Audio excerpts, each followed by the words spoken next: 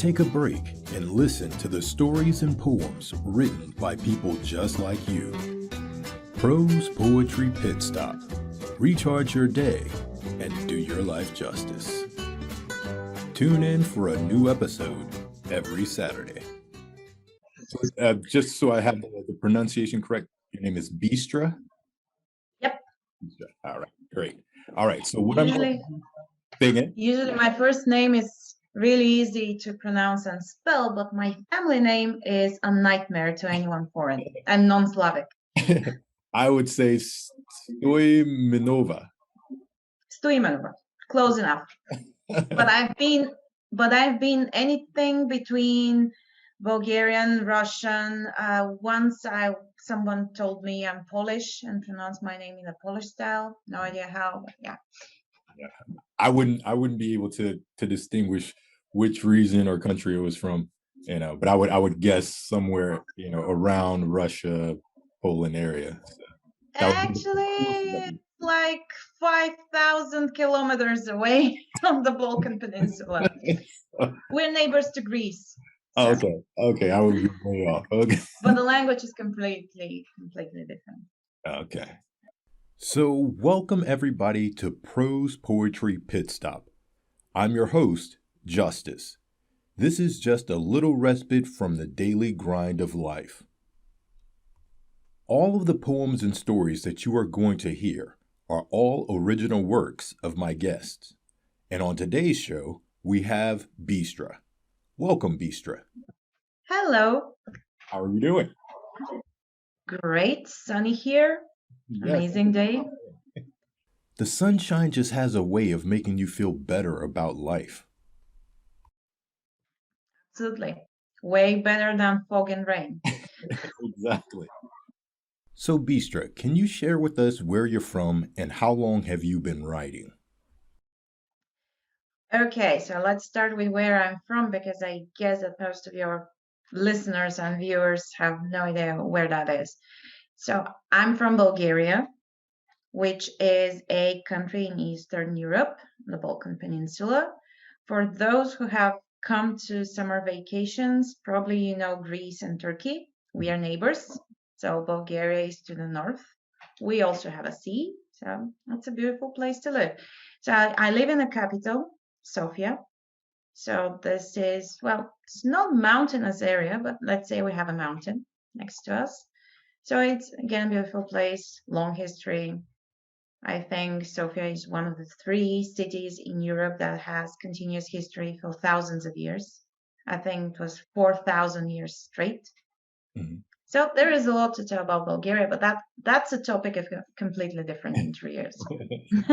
So I've been writing ever since I was 11, but that was writing here and there, something I just have in my mind, and that was not serious. I started writing seriously in 2017. So I could say I'm into the 5th year of my serious writing, so to say. So what do you typically write? Do you write stories more often, or do you write poems? Actually, I'm a story writer, and up till maybe 2019, mid-2019, if you had asked me that question, I would say that I can't write anything in verse, even with a pistol to my head. But then something happened and my mind clicked, and it turns out that when I feel overloaded and very, very tired, somehow I start writing poetry. I don't know how. So it's been very, very recent, but I'm mostly a prose writer, and I write long pieces. So, I mean, something less than 5 pages is short. I think 5 pages would make a good story. So are you pushing to write novels or sticking with short stories? I actually have 3, but they are fan fiction. So I have 3 completed fan fiction pieces. I'm posting them online for people to read because I tried publication. Publication was denied for, I don't know what reason. Mm-hmm. And I have a completed crime scene investigation novel, so to say, in the crime genre that I'm currently editing. So I'll try to publish that as well. And I'm experimenting with short stories, though mine are more likely novellas, not that short stories, because you have something that's like 7,000 words long. It's not exactly a short story. But yeah, I'm mostly into novels, and if I start a story and I like the characters, it's not going to be short. So you just build and build and build. Ah, there's another idea right there. So, Actually, I'm not building. I just hear the story in my head. So oh, if I hear the character talking, we start writing. So the more talkative they are, the longer the story is. gotcha, gotcha. So it sounds like it's more natural for you to write stories, but when it comes to poetry, you need more of a muse, something to inspire you to write the poetry. Mm, yes and no. I've been doing prose for years. So it's way easier for me to get the flow of the story on the spur. As I said, I just hear the sentences, I don't plan. So Hmm. I know what happens in the story like 5 sentences away from what I'm writing right now. But with poetry, you have rhyming, because to me, poetry rhymes. If it doesn't rhyme, it's not poetry. So, but that's my belief in it. So that you need a bit more practice. And so far, I needed to count mine, and it turns out I've written maybe 30, 40 poems total, because it's it depends on the moment. I have moments when I can write like 15 poems together and then nothing. Same with writing prose, but yeah, it's a bit different. And to me, a bit more crafty, let's say. Yeah, I just see the story unfolding. Yeah. Yeah, that makes sense. As a writer, you generally have a niche or genre that you feel more comfortable writing in. I used to write poems when I was younger. I would wake up in the middle of the night and just start writing. But as I got older, the inspiration faded a little bit. Life happened, and so I transitioned to writing more stories, and it was more like a journal. It's like, oh, okay, it's a lot easier to do this, just kind of documenting what's going on in my life. So you've mentioned you've written some crime dramas. Is that the genre that you prefer to write in, or does it vary? In terms of genre, I have several pieces I'm currently experimenting, but most of the things I have are real life stories. I mean, something that happens today in this world, no imaginary things, to real people. I'm currently experimenting with historical short stories or novellas. I already wrote that and one of them. And I have an idea of doing a collection. I have my fan fiction series is actually urban fantasy. So this is another thing. I've tried real life sci-fi, but that one is planned to be a short novel, but currently we are at chapter 4, so can't really call it a novel yet. So it varies, but I'm usually into real life stories happening here and now. It's, to me, that's speaking to real people. Not that I don't experiment with genres, but that's mostly what I do. Yeah, that's pretty interesting. That actually makes a lot of sense because it makes it easier for a person to connect with the story because they can visualize themselves in it. It's like, oh, okay, yeah, I'm living through that moment right now. It's like the author is telling my life and my story. So, do you have a favorite poem or story that you've written? Um, I have more like favorite stories than poems, because usually when I'm writing poems, there are three reasons why. A, I'm very, very tired. B, for some reason, someone pissed me off. And this is an answer to whoever that was. And three, somebody challenged me to do that. Since I'm on writing websites, we have challenges there, and you see somebody else's thing and you get inspiration from there. But for prose, I probably have some interesting stories. Well, I usually get my ideas at in the middle of the night, but I'm a very, very night owl person. So to me, in the middle of the night is around the time when I'm going to bed. So I usually stay up late to write it down because I wouldn't remember it in the next morning. So let me think of something interesting. let's talk about the most recent thing I wrote, basically, because there are other stories, but anyway.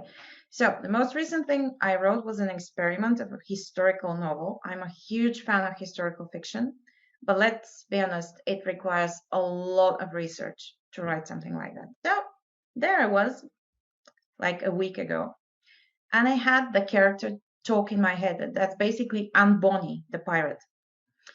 So I know her story. I'm a fan of the story, but I'm also a fan of music. So there is an artist who does a lot of songs based on historical characters, and that lady did a whole album on Anne Bonny. So there I was listening to that album for like 2 weeks, and all of a sudden something clicked, and I started writing and writing and writing, and I started one day and wrote on my phone like 1/3, no, 1/5 of the whole thing.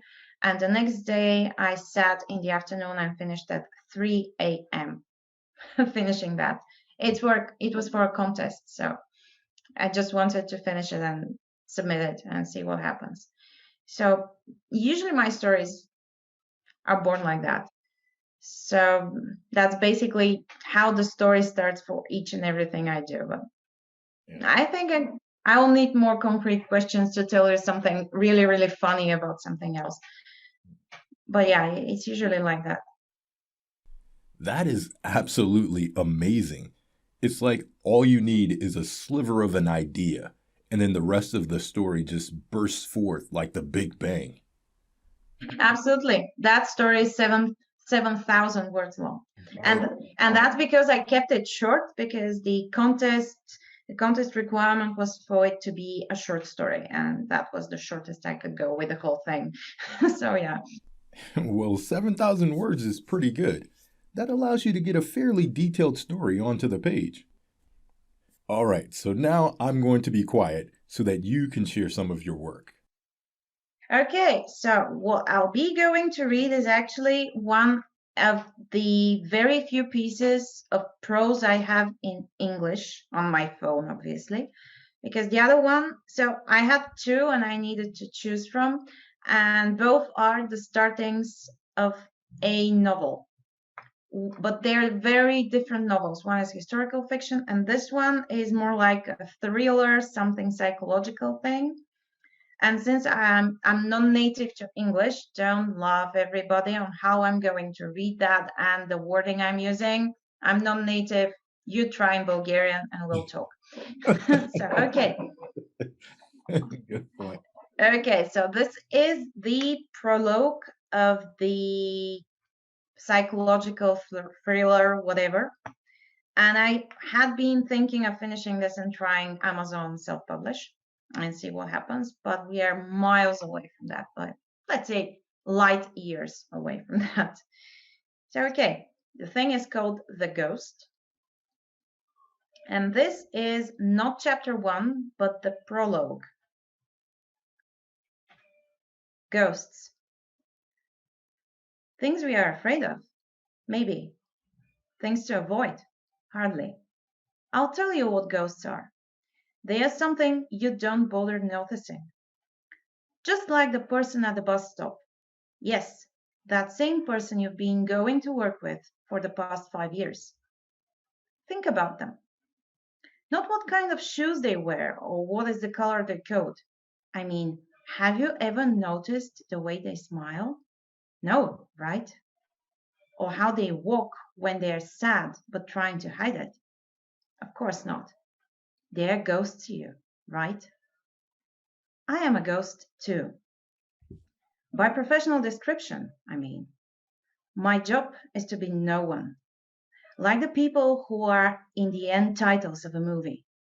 There is a myriad of people there: cameramen, makeup artists, stunts, dressers. You could fill a football field if they come in together. But do you remember them after you've watched the movie? No. You'll probably never see ever any one of them. You wouldn't even bother to read their names in the end titles. I'm just like them, with the only exception that my name is not written anywhere. It shouldn't be. By NDA. I have never regretted my choice in life. Till that day in November when I saw the Amazon ranking list. I have the habit of getting around the ranking list and monitoring which books sell well. That morning was no exception. I turned on the laptop and boom, it was there. My book. The one I had spent so many nights writing to meet that hell of a deadline. It was there, in the top 1 fucking 100. I let out a cry that must have startled the deaf Miss Evans on the third floor and ran around the kitchen table with glee. Then I stopped in my tracks. Wait. It was not my book. I am a ghostwriter.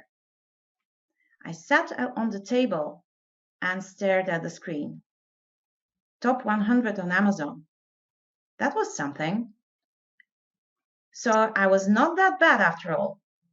But wait, it was not my name there. It said Jane Briggs, not Jim Bennett. I am Jim Bennett, by the way. A 43-year-old divorced balding man. My main occupation, writing for money. My pastime, reading so that I could write better, I guess. Not that it always works, but I've been doing this for the past 10 years, so it must be a trick just right. I closed the laptop. The machine protested as if I had done something wrong to it. It had a point.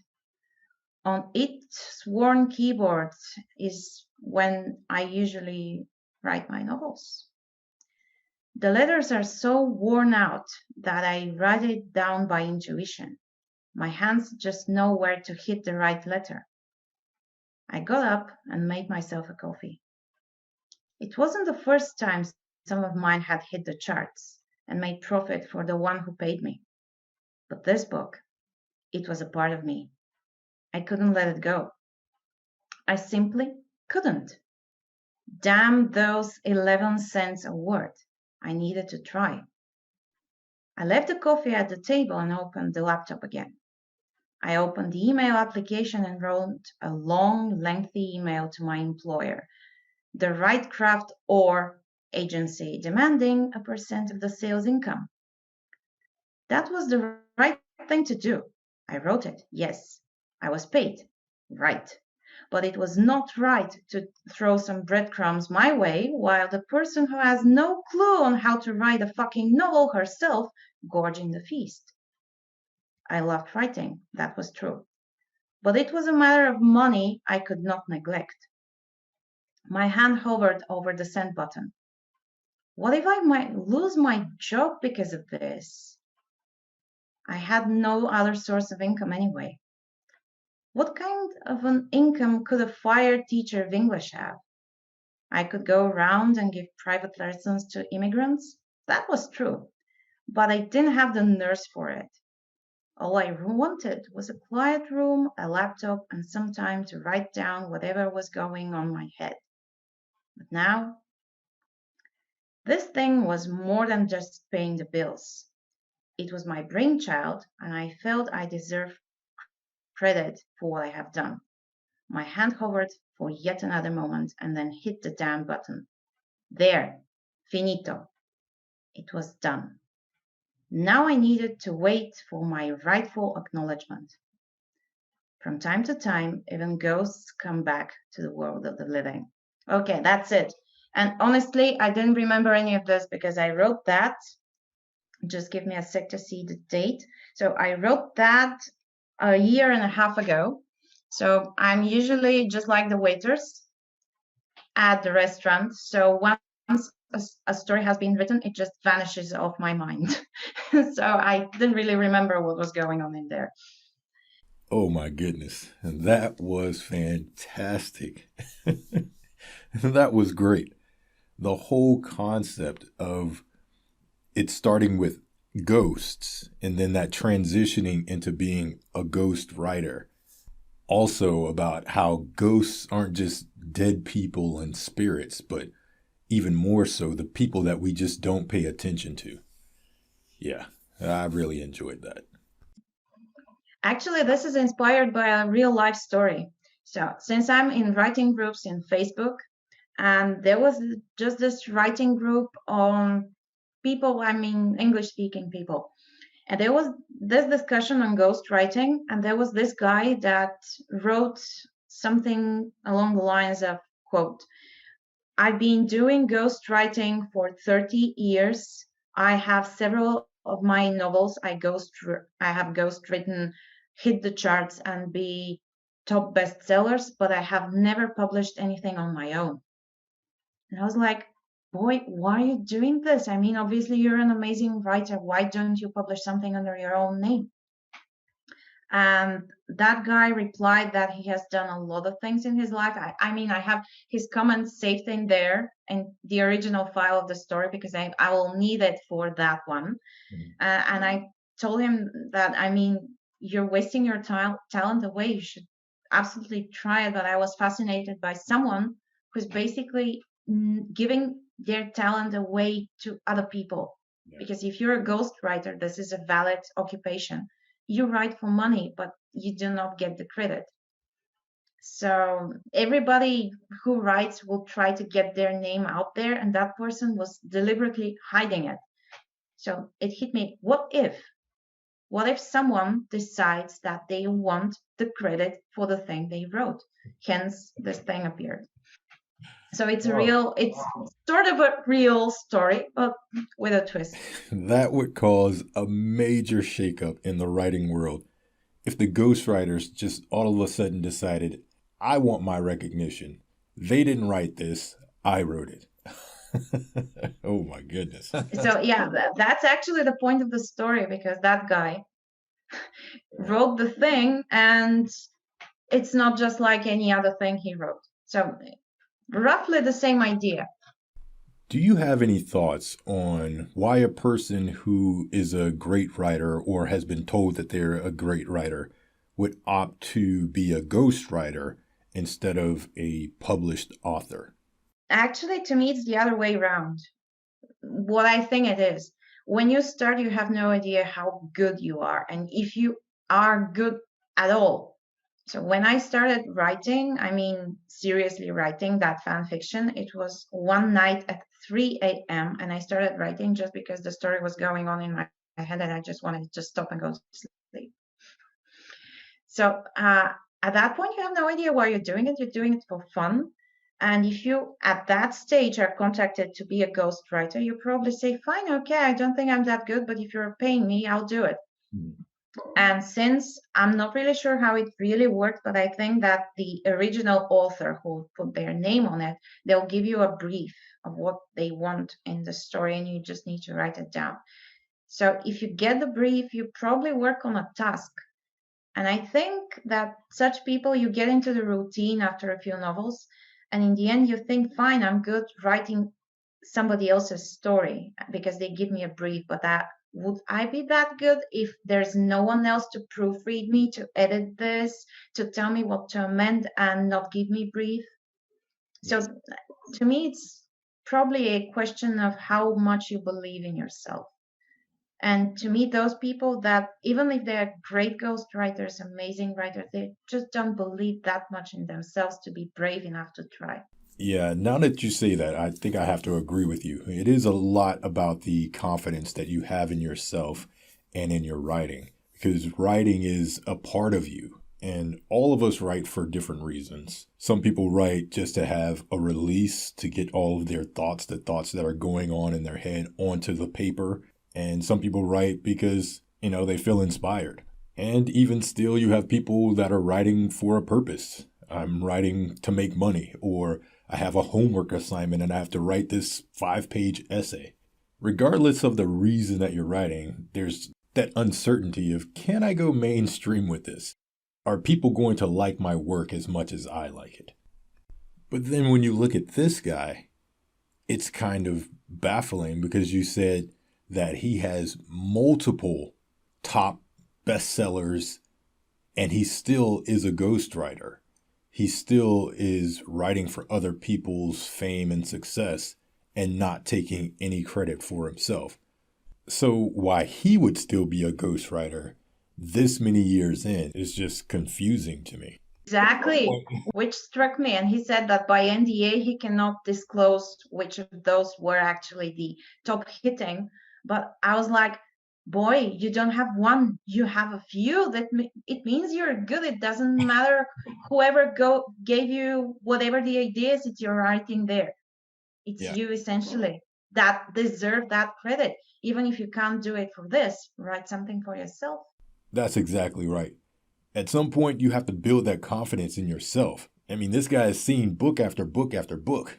You have a gift. He needs to put himself out onto the stage. But I mean, I guess not everyone has the desire for the limelight, and not everyone is brave enough to step out there. Because once you step out onto that stage, there's a lot of attention on you. And some people just can't handle that pressure and that scrutiny.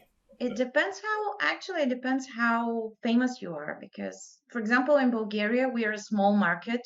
And obviously, I mean, 95% of what I write is in Bulgarian because that's my primary focus to first get published at home if possible.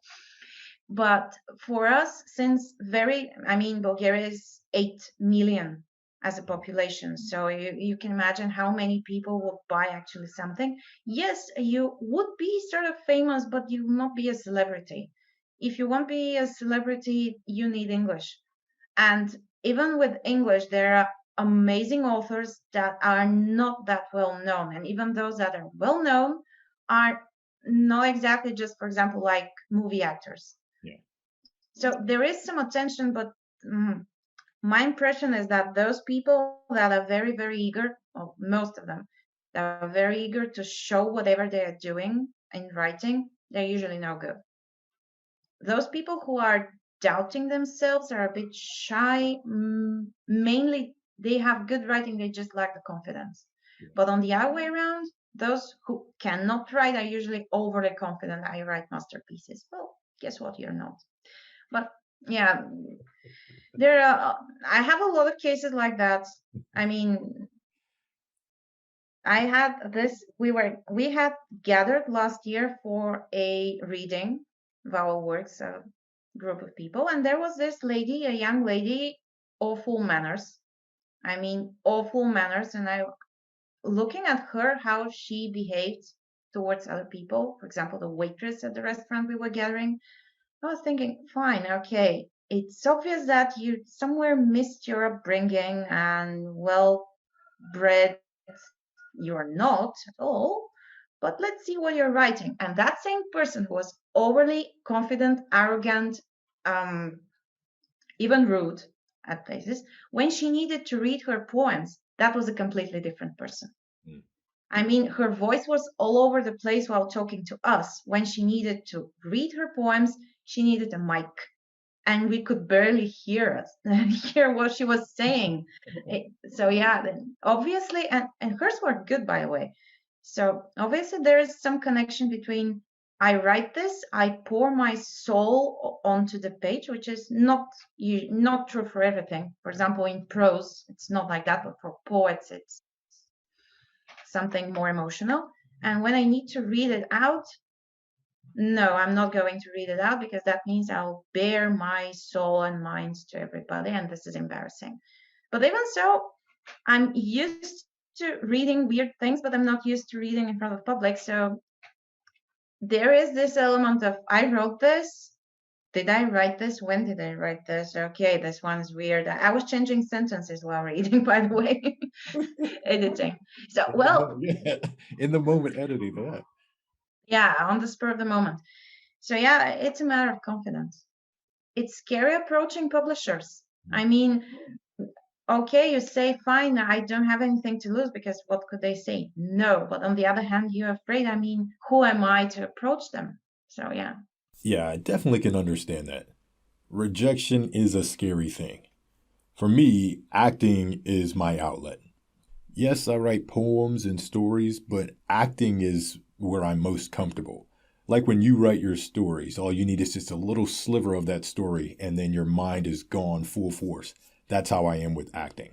When I'm on stage, I'm in my element. Writing takes a little more work. I can do it, but it takes a lot of motivation and inspiration to do it. So like when you say, sometimes people have a gift, but actually putting themselves out there and exposing themselves to the world, that can be pretty daunting for a lot of people. And in a way, it's a shame that there will be so many good stories and poems that we will never hear because the author is too afraid to share that part of themselves with the public. I understand it, but I am happy though that there are some who decided to share, and they may feel I'm not the best writer or the greatest writer, but I do have something to say. So I'm going to step up onto the stage, step up to the mic, and share a piece of myself. Actually, what I saw from that story I was telling with the lady being very, very shy and quiet, there is a element of acting if you are going out on stage, even to read something you yourself wrote.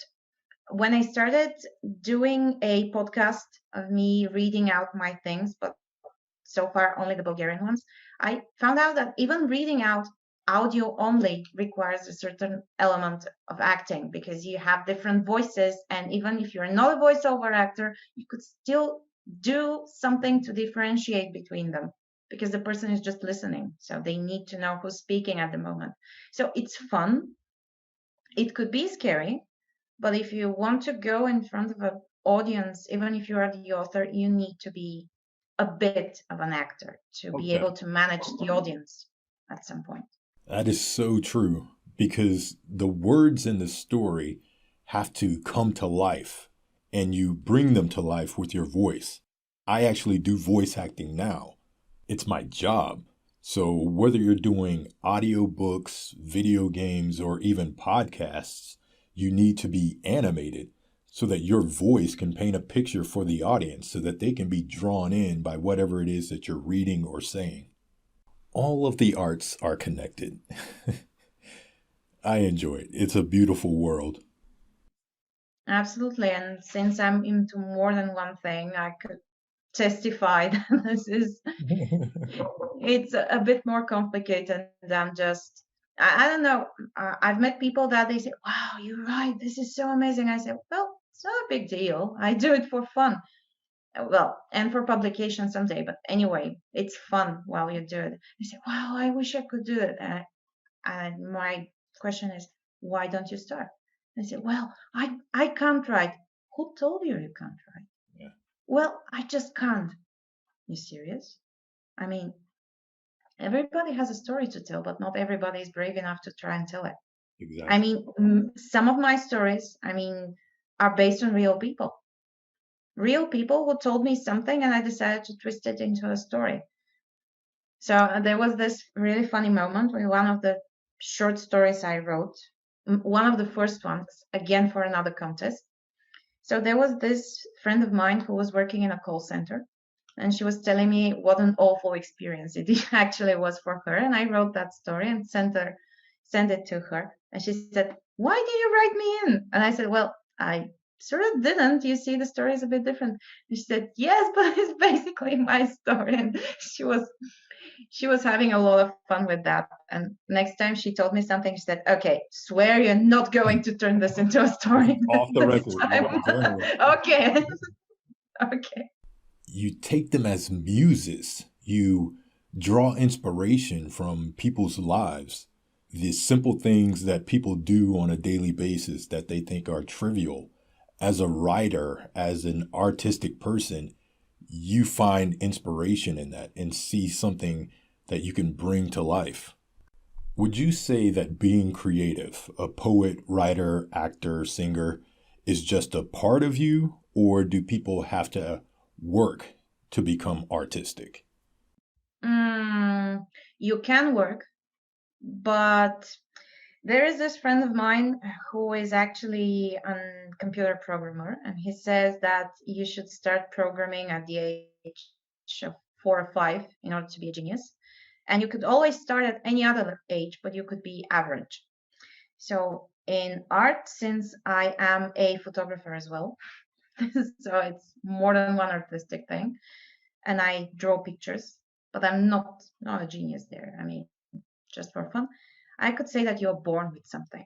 You're born with the eye for detail, and it all starts from there. I mean, for all three, drawing, photography, writing, you just see things other people don't. And from then onwards, you could develop, but you need that initial spark. And the more you work, of course, the better you become. It's just with any other craft. Though some people are prone to improve more than others. So I know people that try very, very hard to be good at writing and they're not. And I have other friends that are amazing at writing and they tell me, well, I can't write, it's not good enough. And I say, boy, if I wrote the way you do at your age, I could probably be world famous by now. So there are things like that. So it's different for everyone and improvement works for everyone to some extent. But thing is that, at least to me, if you have been born with a spark and you ignite it, so to say, and keep the fire going, you'll have a wildfire. If you are born without the spark and you just start a fire, you will have a campfire in the end, but you will still have something. And well, on the other hand, if you have only talent but you put zero effort into it, you still have nothing. So work is key here. I mean, not that I make the effort to, but these days, I mean, with the quarantine and everything, probably there isn't a week that I'm not doing something writing related. I mean, writing new stories, posting old ones online, recording, whatever. I mean, it's something I think I listened to some kind of motivational video on the matter, and what the people said there is that you should treat your writing as a job. Even if it's not paid, even if you're doing it for fun, you should treat it as a job if you want to finish that story you have started. It doesn't matter how long it is. I mean, it's a matter of discipline and work. But it's, let's say you have 30% talent and 70% work. Place to me. But you need both. I mean, as I said, I've seen people that have zero talent. They put a lot of effort into the whole thing, but the result is just, I mean, you can read it, it's okay, but if you compare the same thing written by someone better that really you see the talent leaping out of the page, those are two completely different things. I agree. The work has to be put into it, but when it's a part of you, it's noticeable. It comes a little easier for you. That's not to say that you don't have to put in any work if you're naturally gifted. You still have to cultivate it, you still have to refine it and try some different things. But oh my goodness, when a person is naturally gifted in the arts, it's definitely something that you can see. Absolutely. I was told by a colleague, because I have the nasty habit of from time to time writing things on my lunch break. So there was this story I wrote on my lunch break. It was again a first part of a novella I'm about to finish. And I showed it to a colleague of mine because it was her friend's story, actually. So I said, okay, I'll take your friend's story and I'll twist it because I have something on my mind and I'll show it to you. So I wrote the first part and showed it to her. And she said, you write the way other people do drugs. I said, well, what?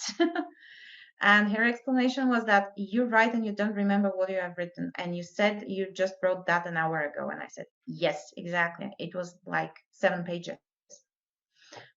And you don't know what happens next. And I said, no, this is just the way it comes out. I mean, I just hear the sentences coming one after the other. And she said, well, that's what I mean. So you just go into a trance, Yeah. download, and then I'm back. I mean, yeah, download from the cloud. Well, it's not always like that, but usually when inspiration hits, it's hearing what happens or seeing what happens. I mean, so I know it doesn't show much in this story I read because it's different. That was an experiment of a different genre, but usually mine are easy to imagine. So it's not overly detailed, but you could see the thing unfolding, but cinematic a bit, but not too much, I hope. But yeah, Yes. so to me it's like that. I know it's weird because when I was explaining to my mother that it's a bit schizophrenic to hear voices in your head, especially if you have a few characters having a conversation in your head, and she said, okay, I don't want to hear about that. Okay. And I told her, okay, I know it doesn't sound right, but trust me, it's total fun. And she said, well, it gives me chills by the description, so no. Well, anyone who's a part of the creative world understands. There are voices and characters that live in our heads. We talk to ourselves, but it's just part of the process. Seeing things in your head and hearing things and being able to connect creative dots is just a beautiful thing. It's wonderful being able to draw inspiration from random things. Yeah, absolutely. It turned out that for writing, it was not just me. Well, there are planners, but I'm the other way around. No plans whatsoever, and then I will need to stitch the whole story together. But there are the people that also hear voices. But for photography, for example, it's totally different. There you simply see the image. You see nothing else. We may be looking at one and the same apple, for example. You see one thing, I'll see five others. Yeah. So yeah, but there is something with the creative mind that makes you a bit, well, let's say you stand out.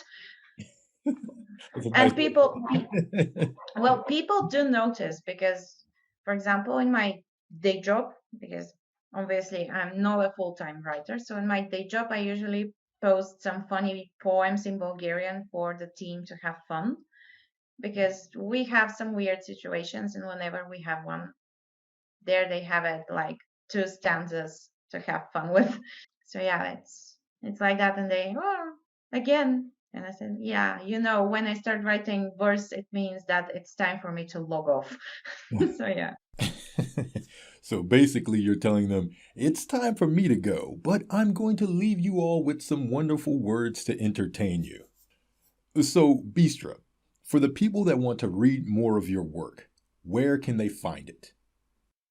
Well, I'm actually most active on Facebook, and it's usually Bulgarian, but I know that Facebook has this option of translating automatically. And even though I'm a nightmare for translation as expressions, I guess they could get something. I occasionally post something in English. So I have a Facebook page, which is Bistra Writes. They could find me on that.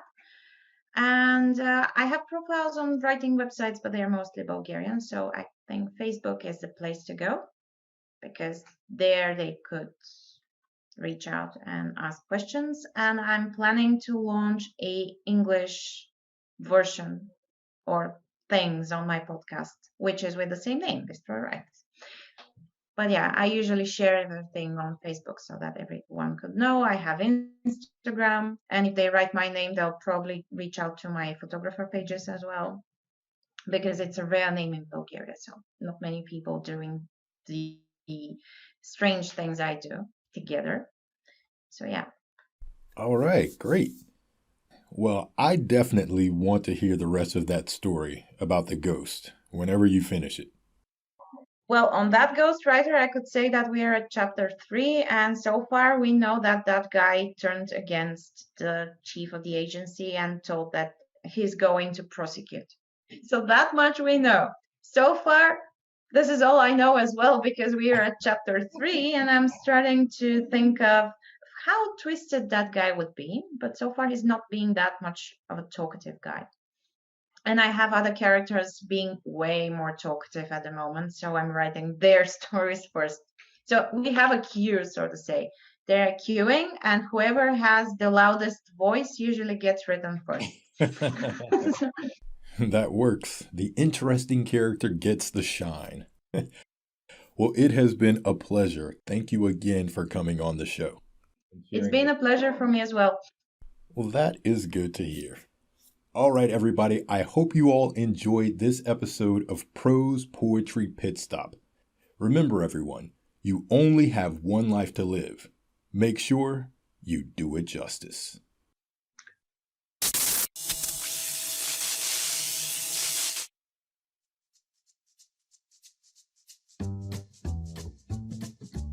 Take a break and listen to the stories and poems written by people just like you.